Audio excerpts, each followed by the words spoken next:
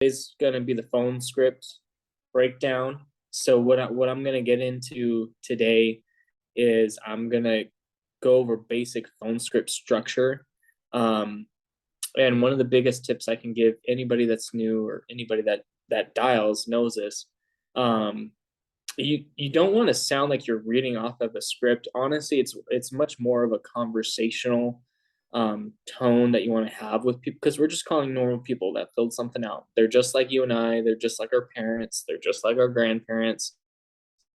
And really, they just want help, and they want to make sure that they're not going to get lied to or get scammed or get sold by anybody. So I'll kind of go over the basic structure for a phone script, and then you guys can kind of shape it and adjust it. So if you make sure you've got a pen and paper, take some notes, and you guys can you want to shape it to sound like you. And the most important thing I'll kind of go over too is just rebuttals and memorizing the rebuttals towards what the clients will say as far as objections.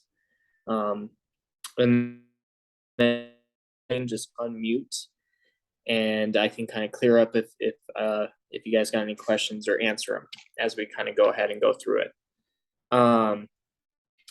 So has anyone here that's like, is everybody brand new? Has anybody like dialed the phone yet at all?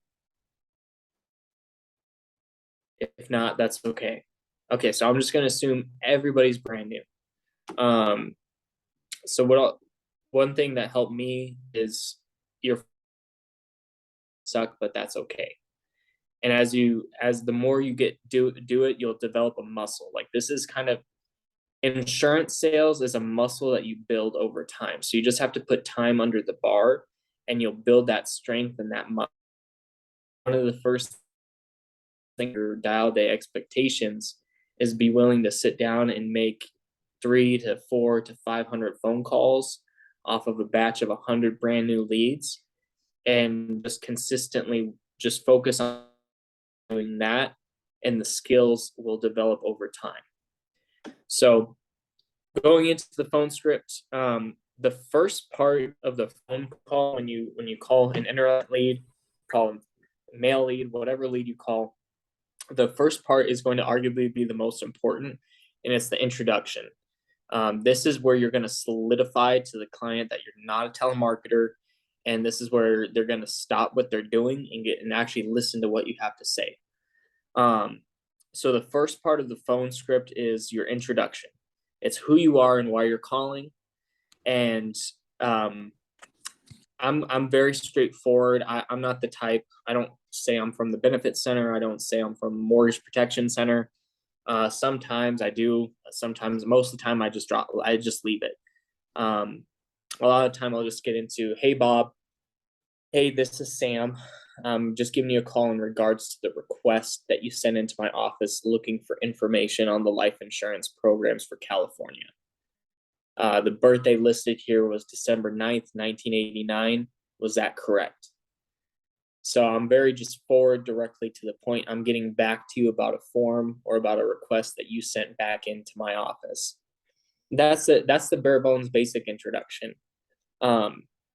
So a lot of the times, right then and there, how your tone is what they're going to be listening to, because they're not going to be hearing what you're saying. They're going to be paying attention to your tone. So I'll read back the birthday, and I'll have them say, was that correct? And then it's a yes or no answer. Whatever they say, if they say, no, it's not my birthday, it doesn't matter. I just say, outstanding, Bob. That's actually why I'm calling. My job, I'm just the underwriter assigned to get the information back out to you.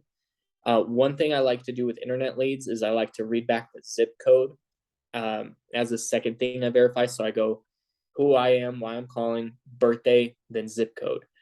The reason I do that is a lot of times on internet leads, when they're filling out a form, there's something on your phone called cookies, and it'll auto-populate a previous address, or it'll auto-populate an incorrect address or what have you.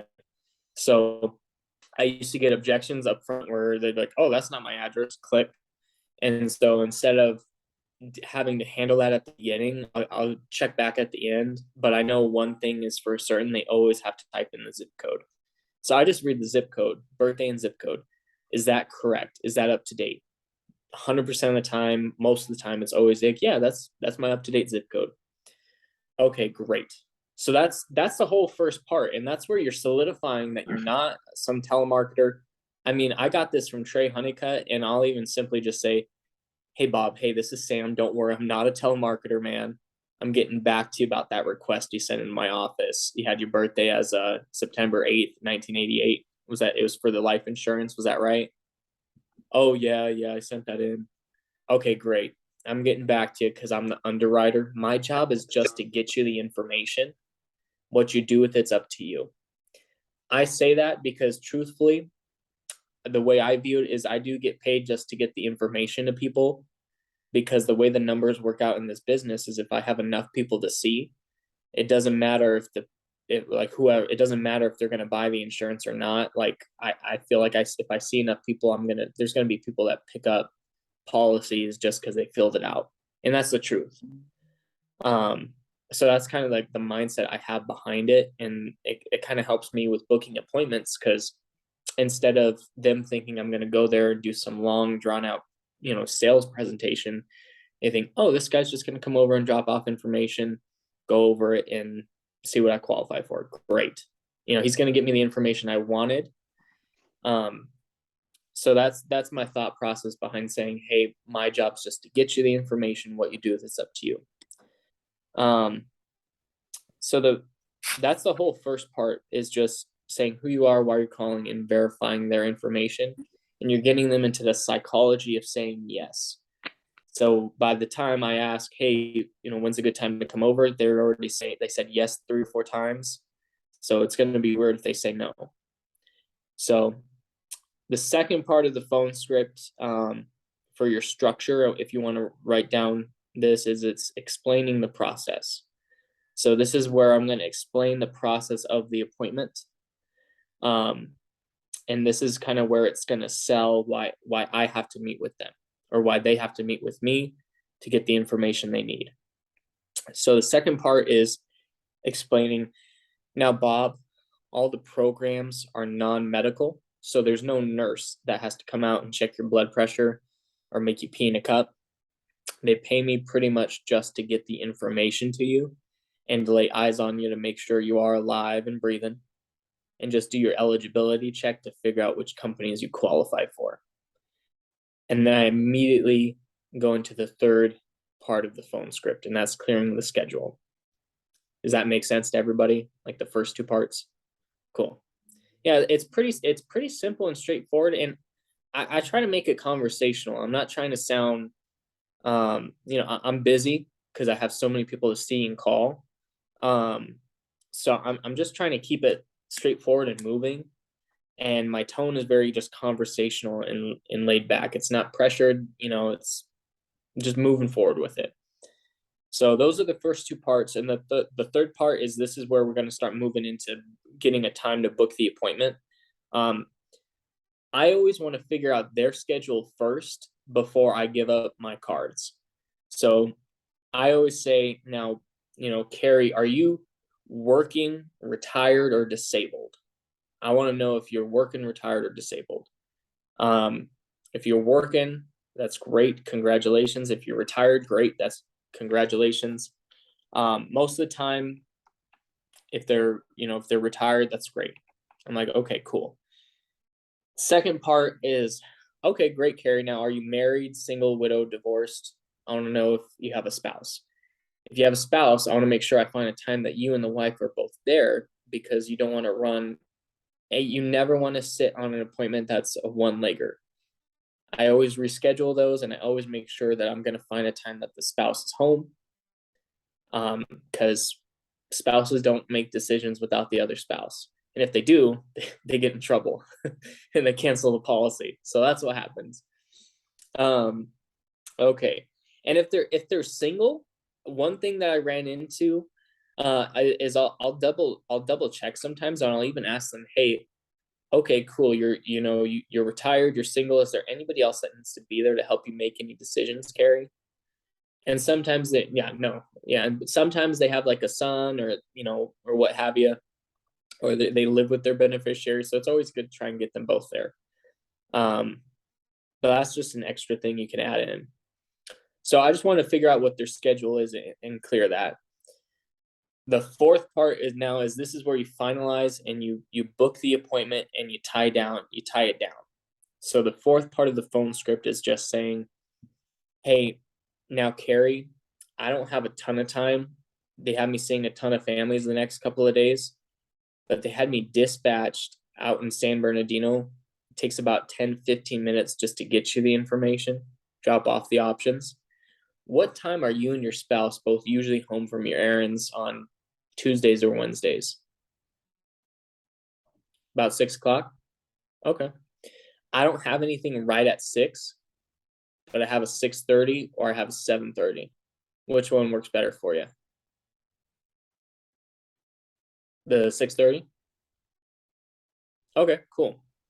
Well, what I'll do is I'll squeeze you in between about 6:30 and 7. Do you have a pen and paper? Yeah, just a sec. Okay, cool. All right. So I just found a time. You and the wife are both home. Now I'm gonna have you grab a pen and paper, and this is where I'm gonna start tying it down. So I'll have you, with a client that's given me yes, I'll be there at 6. I'll just have you write it down, and I'll say, hey Carrie, I want you to get my info real quick. My name is Sam. Okay. And this was just for the information on the life insurance programs for California. Okay. Okay.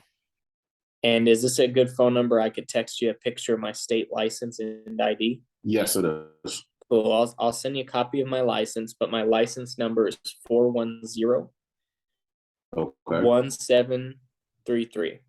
410-1733. Yeah, yes, sir. Now, what time did we say worked best for you, Carrie? 6:30-ish. Cool. Awesome. And then, Carrie, the address we had on file, sometimes it comes up old, but it was a 77 Success Lane. Was that up to date? Yeah, that's correct. Cool. Well, I'll send you my license and ID, and then I'm blonde with a big forehead. When you're looking through the peephole and you see forehead, that's me. All right, gotcha. Awesome, man. I look forward to meeting with you and helping you. Okay, thank you. You're welcome. So, and the reason I say that is because it's funny and they remember that part. Yeah. I can't tell you, dude. I've gone to a couple homes and they've always said, hey, your forehead's not that big. Or they'll say, oh, dude, that forehead's huge. That sucks for you. Wow. And they remember it because it gives them something memorable. Because, dude, like what I would do is I would tie down the appointment like 3 times, but it would give so much pressure to the client. They'd be like, dude, he asked me like 7 times if I'm going to be home tomorrow. Like, I'm not going to be home when he shows up. Screw that. I don't want to get some sales presentation. You know what I mean?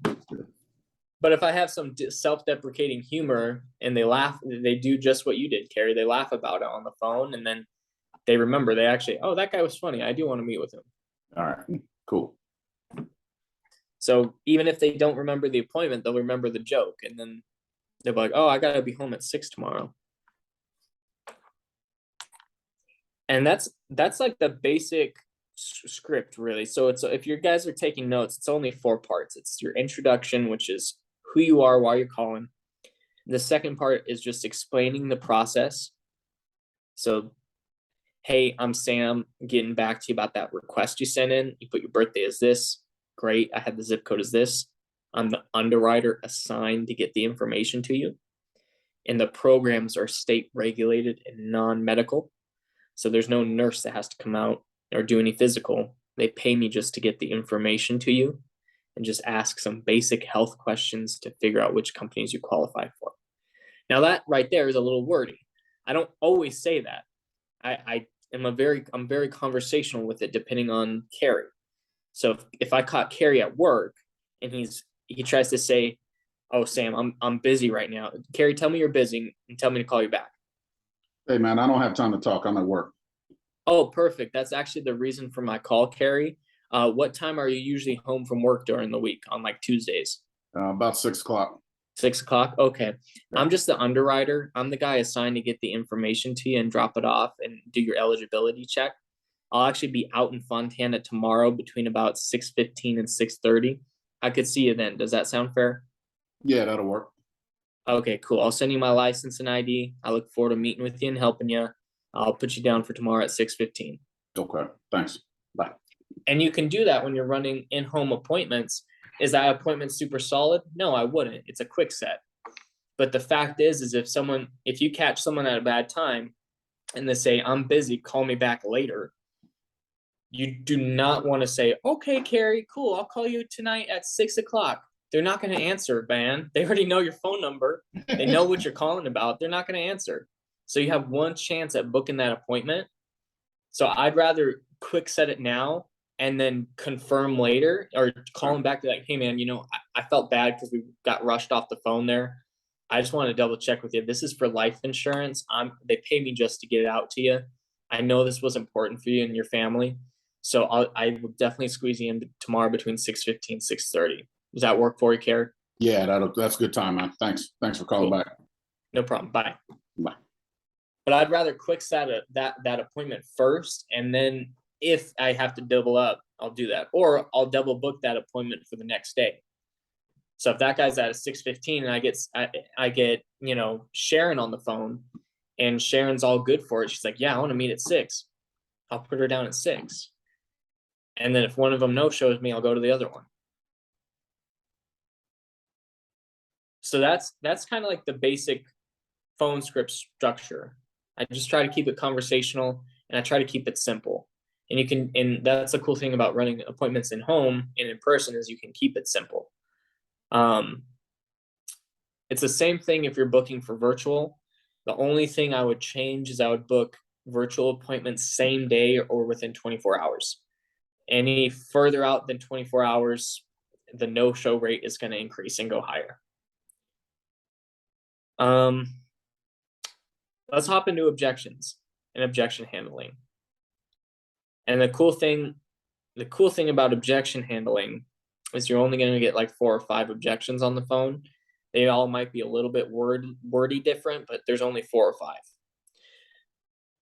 And the one thing you're always going to have that's consistent within your rebuttal is perfect. That's the reason why I'm calling.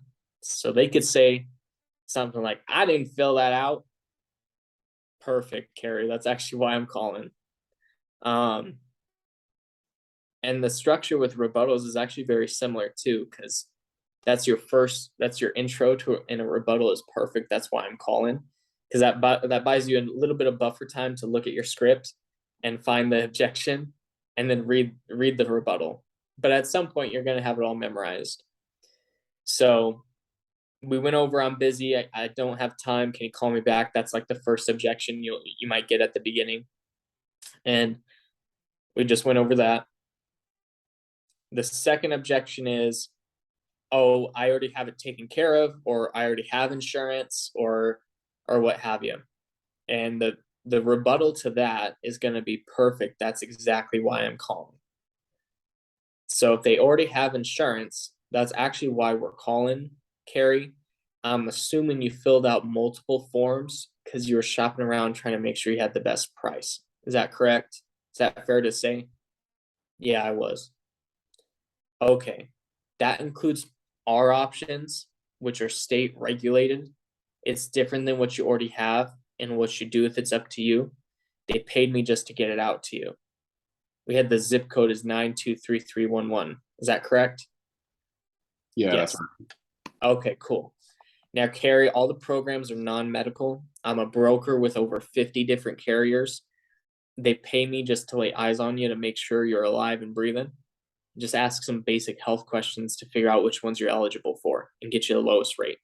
You work and retire or disabled. And I go right back in the phone script. So anytime you get an objection, it's just you need to say that's why you're calling, acknowledge it. Perfect, Carrie, that's why I'm calling. I'm assuming you filled it out because you were shopping around trying to get the best rate. Is that right? Okay, that's what I do. These options are state regulated. They pay me just to get you the information. I'll be out there between 5 and 7. And going right back in the phone script. That's all it is. Okay. And then let's see the other one. I was just looking for price. I just wanted a quote. That's another objection. Perfect. That's the purpose of my phone call. These are non-medical options which require me to verify your health. I'm sure you understand I can't do this over the phone because of HIPAA laws. So what time are you generally usually home from work on Fridays and Saturdays? Great. These programs are non-medical. You just have to look at you, make sure you're not strapped to a hospital bed, ask some basic health questions, get you the lowest rate. I have a 7 o'clock. Does that work for you? So you just want to be assumptive, and you just want to move forward with it. So it's trying to, like, we're on your side, Mary. Like, Mary thinks you might not be on her side, but we really are on her side. So a lot of times objections can just be complaints. So you kind of have to just deal with it like, yeah, I get you. That's why I'm calling. And you just got to move forward and roll over it. I'm not interested. This might be the biggest objection that you get on the phone. Hey, Carrie, that's perfect. That's why I'm calling. Are you not interested because the price was too high, or was it because you couldn't qualify? Yeah, man. The price I got earlier was ridiculous. Oh, dude. Okay, well, I totally understand. My job, I work with about 50 different carriers. That's why they have us give you a call, is because it's state regulated, so we can get you the wholesale prices. And man, they pay me just to get it out to you. What you do with it's up to you. Do you work full time, or are you retired, Carrie? I'm off disabled right now. Disabled? Okay, no problem. Actually, a lot of my clients are on disability, so don't worry. Are you married, single, widowed, divorced? Married, yeah. Married? Okay, cool. Well, I'll tell you what, Carrie. The plans, they just require me to lay eyes on you to make sure that you're at least alive and breathing, and just ask you some basic health questions to figure out which ones you qualify for. Um, I don't have a ton of time, but I'll be out there dispatched the next couple of days. What time are you and your spouse both typically home from your errands on Tuesdays or Wednesdays? She gets home about 5 o'clock, 6 o'clock, between 5 and About, about 5 or 6. Okay. yeah. I actually don't have any 5 or 6, but I have a 6:30 tomorrow evening, or I have a 7:30. Which one works better for you? There's 7:30. That way I can talk to her before you get her. Perfect. Sounds good. Go grab a pen and paper, Carrie, and I'll have you write down some of my info, and we'll be good to go. All right. All right. Got it. Okay, cool. Once again, just write down my name's Sam. This was life insurance. I'm gonna send you a picture of my ID, and that's how I tie it down every time. Okay. So we went from, you got a really expensive quote, you're not interested, to, hey, don't worry, man, I work with 50 companies. I can get you the wholesale prices. They pay me just to get it to you. I'm just trying to increase my credibility and reduce the sales pressure on the phone. And they know I'm just trying to get the information out to them. But I'll tell you guys, like, one thing about dialing the phone with any leads is you just need to dial enough to be able to get to the ones that are going to say yes. Like, there is a certain level of skill that you do need on the phone, but the fastest way to do that is just to, a lot of it's self-confidence, like believing in yourself enough that you can book appointments, you can help families. And let me tell you guys, dude, like, anybody can. You guys all can definitely do this. There's no, you don't have to be good at overcoming objections to help families. You really don't, because this is, people are filling things out like they're looking for life insurance. You're not really selling them anything, they're buying life insurance. It just happens to be you that comes over. This doesn't require any talent. As long as you are disciplined and you work hard enough to put the time in on the phone, making phone calls, you'll find the ones that just will say yes to anybody. Because 25% of the people you sit with will purchase the insurance because they filled it out. And then if anybody has any specific questions about objections or dialing or expectations on the phone, I'll do my best to answer them clearly and honestly.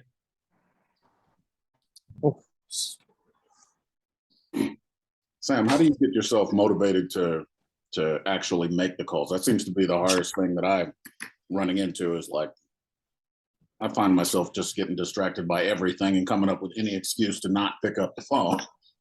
Yeah, man. Well, dude, motivation is a fleeting feeling, right? So like, was I really motivated today to make any phone calls? No, not really. But it's discipline that will keep you doing it. So like, I've seen the result of making phone calls to book appointments and to go see people, and I like the results there. But I've also had a time in this business where I wasn't making the phone calls or I wasn't making enough, and it was painful, bro. I was broke because I wasn't booking enough appointments and seeing enough families, where like I would find this pain and pressure where I couldn't pay my bills, dude. But once I switched it up and I was disciplined enough to make enough phone calls regardless of my feelings, I knew that the results would come. I like that. But dude, also like hopping on the dials and unmuting myself and dialing in front of people has helped a lot. Or even posting on social media, hey everybody, I'm going to be making phone calls to book appointments on Zoom today between 4 and 9 p.m. You know, because like dialing by yourself can be hard because you're like, man, I just made 50 calls and had 8 people pick up and tell me to go kick rocks. Like that kind of stinks. But when you're doing it in front of other people, it keeps you like accountable to do what you say you're gonna do. Okay, thank you. You're welcome. And one thing that has changed my whole business is treating insurance like it's a full-time job working for somebody else. So we're independent, right? We're all self-employed here, but like at my previous jobs, like I packed boxes and I had to pack so many boxes per hour, or else I'd get in trouble, right? Like my boss would talk to me. So I kind of tried to treat insurance like that, where I have to make so many dials per day, or else I'll get in trouble. And I try to track my hours by the dial. So I kind of counted where on average, 1 hour is about 60 phone calls, 60 dials. If I call a lead once, I'll track it like that. And I'll count one appointment sat as 1 hour. So if I'm tracking my phone calls, 500 dials in a day averages out to be about 8 hours working. If I'm making one call per minute, right? So for me, I'll look at all those days I only made like 150 calls, 200 calls, and be like, dude, I didn't even work a full 8 hours. Like, why am I judging the lack of results I'm getting so hard when I looked at my activity and it was so little?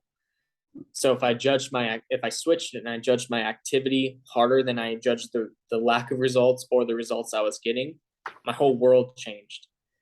So I started judging my activity more than my results, and the results came just by doing that. So, if I compared 8 hours of work sitting in my home in air conditioning, making phone calls on Zoom, being able to grab my fridge or go, use the restroom whenever I wanted, compared to 8 hours cleaning toilets, I'd rather pick the phone. Definitely. Definitely. Thank you. You're welcome, man. Awesome. Can I ask you a question? If this is Sharon, so if you do like an 8-hour day, if you make, you dial so many calls, how many appointments do you think you can get from that on average? So on average, I've always booked like 1 to 3 appointments per hour. That's how my numbers have always averaged out. So I knew that if I just put in enough volume, I would get the calls, or I'd get the appointments from the calls. So I can't tell you, Sharon, how many days there's been where like the first 200 phone calls I booked like maybe 2 or 3 appointments, and then like the last hour or 2 hours of me dialing, I wanted to quit. I wanted to just stop dialing that day, but at the last hour, 2 hours at the end of my day, I booked like 10 appointments. And then those ones I booked at the end of the day, those ended up being the ones that paid my mortgage, or paid, got me groceries, or got me another set of leads. Now, so if let's say you make then 10, like your goal is to make like 10 appointments a week. Okay. How of all those appointments, let's say every, you make 1 to 3 an hour, or you made 10 that day. How many actually show up? Like, do you call the day you're supposed to go there at 6 o'clock or 6:30 just to make sure they're there, or you show up? No, ma'am. No, you don't want to do that, because when you call your appointments the day you're To going out to confirm? them, Yeah. they'll cancel. Okay. Yeah, they'll be like, oh, you know what? Actually, something came up. I have to go feed my cousin's neighbor's cat. Sure. And how many do you think actually are there? Are they most of them? If you Yeah, make so my like my sit ratio. So yeah. I'll give you an actual example of the last 15 appointments I ran over the weekend. So I booked 15 appointments. I sat with 7 families, had a couple reschedule and no show me. Out of the 7 families I sat with, I helped 5. And the Okay. average commission per family helped is usually around $1,000. And I spent Oh, about $400 on 1-month-old internet leads. to get those 7 sit. Oh, you booked 15. Okay. But you help 5 and you said the average, so you more, it's worth it. Yeah. And the average new producer going in with leads is, so if you get a batch of 100 leads, I want you guys to think of like a success rate between being like 3 to 5% when you're brand new, converting into sales. That's not converting into appointments, but converting into sales. So out of 100 leads, you're spending, so say you're spending $1,000 on brand new leads. And this is something that Trey will touch on, but out of 100, if you're converting them into sales, you should expect a success rate of about 3 to 5% going into it. So some people, when they're brand new, they average around 3 to 5%. Some people average between about 5 to 7. Some people get 10%. Some even crazy as like 15-20%. It just depends. But Okay. that's like the success rate for them usually. So 3 to 5% of 100 is like 3 to 5 families that you're going to help. But if you're going to earn $1,000 per commission, leads say go kick rocks or you can't get a hold of. Just a So numbers game. it's numbers. exactly. So when you said 100 leads, you're going to call about 400, 3 to 400 times. So that's dials. That's because when they don't answer, you're going to call back that lead. That 100 leads you have, you're going to call each lead at least 3 times until you get something, right? Is that what you do? Ma'am. So what I do, I got this from Easton Patton. I like to split my leads into stacks of like 33, 33, and 34. And what I'll do is I'll work one stack of 30 leads and I'll triple dial them. So I'll call Bob back to back 3 times. If he doesn't pick up, I go on to the next one. And I work that same stack of 30, just like I did. I'll work that 3 times, 2 to 3 times. So first stack of 30, I'll resolve. Excuse me, sorry, I'm drinking soda.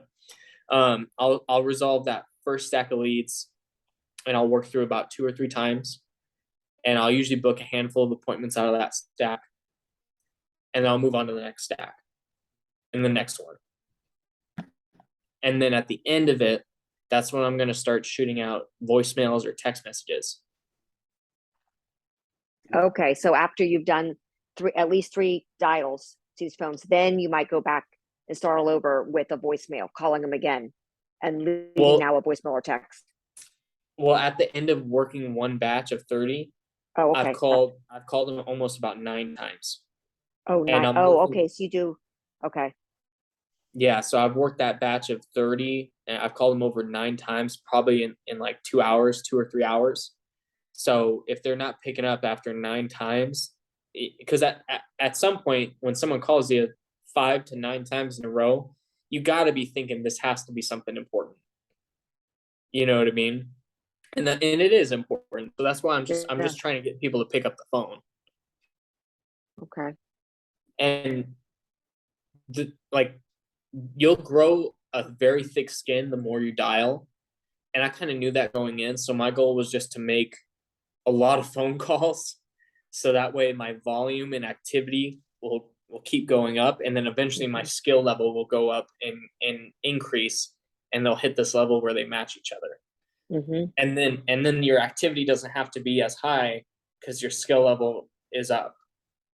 And you're able to, instead of having to make $1,000, you only have to make 400 to book 15. Right. Thank you so much. You're welcome.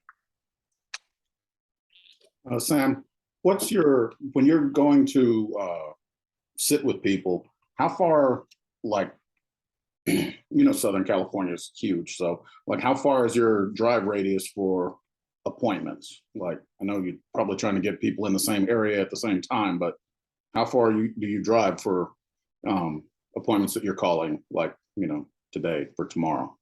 Most of my appointments, because I run a lot of San Bernardino and Riverside, and I run in Kern County. But most of my appointments I try to get within like an hour or 2 hours from where I am. Okay. So I'll book anything that's less than an hour drive for mornings or evenings, because I know I'm close by. Okay. And then anything that is like in San Bernardino or like within the cities, or anything that's over like an hour drive, I try to book for late morning, midday. Okay.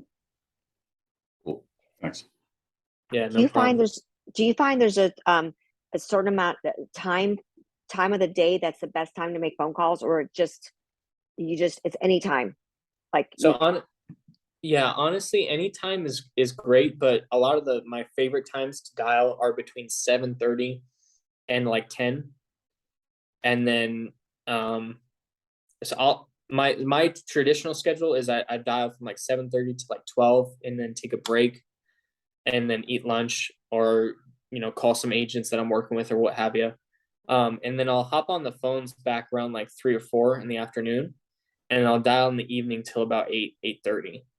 If I hit 15 appointments, 16 appointments before then, I'm good to go. But I will, like, my favorite times to dial specifically mornings and evenings. and 7:30 a.m. like in your time zone, people pick up. Yeah. Yes, and ma'am. they're not upset. They're not going to work. upset? They're getting ready to go to work. Oh, okay. So they're actually, dude, you can't say the wrong thing to the right person. So That's true. If That's you're, true. And if if they you don't catch want to someone answer, they don't answer. Yep. exactly. They're like, "Oh, I'm so glad you called me. I was just about to head out to work, but I really, I really need this. I can meet you tomorrow at 8." So what are do you have like a dial days like of the week? So because your goal is to make 15 appointments a day, I guess you're trying to do a couple times a week to have 30 appointments a week. Is that kind of your? So full-time agents, you should run between 25 to 30. And Per then week. part-time agents, you should probably run about 15, like 10 to 15 per week. Trey Honeycutt, he'll be doing the lead call on Tuesday or tomorrow, I think. But he worked a full-time job and started out as an insurance agent part-time, and he helped over 200 families a year just running 10 appointments on Saturdays. So, Oh wow. Okay. yeah, so my full-time schedule, I transitioned out because I did telesales for a bit, and I transitioned in going back to just running appointments in the field. So I hit this point in the business where I was like only running like 10, 15 appointments a week, and I was full-time. So full-time only running 10, 15 appointments a week, that can put you in a tough spot financially, because you're paying lead bills, you're paying your bills, all this other stuff. So I had to like rebuild and start like as a brand new agent again. So I built it back up to start to run. My goal was to book 20 a week, and then 25, and then now 30. So you will eventually build up this momentum where, because right now I'm sure it sounds like 30 might be a lot, but once you build up some momentum, you'll realize 30 is not too much. It's actually like you have the stamina to do it when you build up some momentum. And what would you say the average time you spend let's say you make a sale, is that of course that's going to be the longer one. How long does that usually take? I mean, if you're About 45 minutes. efficient, just about 45 from Yeah, start to finish. Yeah, when I was brand new though, Sharon, I was in the house for like two or 3 hours, like my I first few know. appointments. That's what I'm thinking. That might happen to me. That's I'm scared of okay. that. That's okay. I didn't know what I was doing, but clients actually kind of like that when you're brand new because they can tell like you care about them, and they kind of like it if you are brand new because you would just be honest with them, like, hey, I'm Mhm. brand new, so I don't want to mess this up. I just want to make sure I'm doing the right job for you Mhm, and a good mhm. job for you. Okay. Hey, Sam, I got a question. So as I'm part-time, right? As a part-time agent, and I'm trying to do telesales, how many Sorry, you muted yourself. oh How many can, leads? It cut how out. many yeah, how many leads do I buy and call? Because I did call about 30 or 50. I didn't do power call. Do you do power call, right? Where the system just calls like boom, boom, boom, boom on its own, or So, I mean, I've done it both ways. I just prefer manually dialing. I went back to just dialing on my phone and typing it in. But if you use phone burner, if you use ringing, it's all good and it all works. Um, I just kind of I prefer just typing in the number on my phone and dialing it. Um, but as far as like telesales is, I think the I think it kind of works the same way. You need at least 100 leads to work through per okay, dial day, and I would work those probably like a day or two or maybe 2 days, and just grind it out. And one of the like activity goals is I'd set so I try to set a goal of making 500 phone calls per dial day. per dial day. Oh Yeah, wow. because I consider that because I track my phone calls as like one call equals 1 minute of work. Because I'm just sitting there making phone calls. I'm not like shoveling rocks. Right. So I just treat it so 500 calls per day is just 8 hours of dialing. Now, if you compared your income working 40 hours a week full time to you're doing this part time. So if you compared it, if you're doing it over telesales, all you're doing is the phone. So a Right. part time job is 20 hours a week. Right. So if you made 1,200 dials a week, that'd only be, I think that would be 20 hours. 1,200 by 60. Yeah, that'd be 20 hours of work. And if you're getting at least 10 to 12 presentations out of that, you can realistically close about 30 to 40% of the people you talk to on the phone. Who do you work with, Art? I don't know. I kind of slipped into this business, and the person that's above me, she's not active. The person that you might know, is Jacob. Jacob, Medford? but yeah. But I haven't talked to him. Not close with him. I'm in California. Was wondering if another thing I was wondering if I could work in California closely with somebody that I could shadow for like 2 3 days, because that's kind of I do property and casualty right now. I've been in this field for like 5 6 years, so making um making phone calls and being on the phone is, kind of not new to me, but everything else is. Yeah. And I realized a different ball game. So Well, dude, I know Jacob. Like, let's get you reconnected with Jacob. He taught me everything I know about telesales. oh really? Yeah, so dude, let's get you plugged into him. What's your phone number, Art? I'll send you a text. Sure, 818 640 35 38. All right, I just texted you. All right, cool. I'll reconnect you with Jacob. I'll put you guys in a group chat or something. Awesome. Thanks a lot, man. Yeah, Really appreciate it. no problem, dude. Yeah, I haven't seen him. Is he still in Yeah, life he's insurance or? yeah, he's still writing. He's not on the call right now because he's probably selling. Yeah, yeah, yeah. Yeah, Cool. all Thank right. you so You're much. in good hands with Jacob, man. He's a stud. Oh yeah. Okay. Awesome. Yeah. Well, I'm just. He's in a different state. I'm in a different state, and I'm pretty much do it on a very, very part-time basis. And I started getting more involved into it. So yeah, I need to give him a call and get the ball rolling with him. Yeah, man, just reach out. I'll put you in a group chat Our, with him and just reach out to him. Let him know you want to get running. real Cool. quick, All right. our Awesome. he has a live dials. If you go to let me see if I can find it. It's He has fflhomeoffice.com. yeah. Yeah, he's on there a lot. Oh, okay. Yep. FFLHomeoffice.com. Okay. Yeah, and everybody should Just plug join. into that when you're dialing. Yeah. Oh, thank you. You are welcome. Thanks, Wendell. But yeah, I mean, that's kind of all I got for you guys as far as phone scripts. One thing that helped me out a lot was just finding 2 or 3 people that I really liked in FFL and watching their phone script trainings and just like studying it. So I really like Matt Smith and Dom Rogers. I like the way they sounded, the way they spoke. I really like their tone and cadence, and it spoke to me.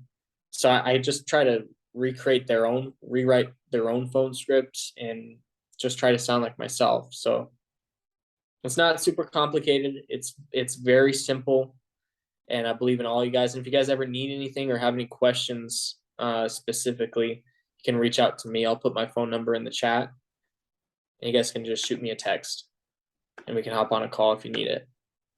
Thanks, Sam. Yeah, no Thanks, problem. Hey, you said Matt Smith and who?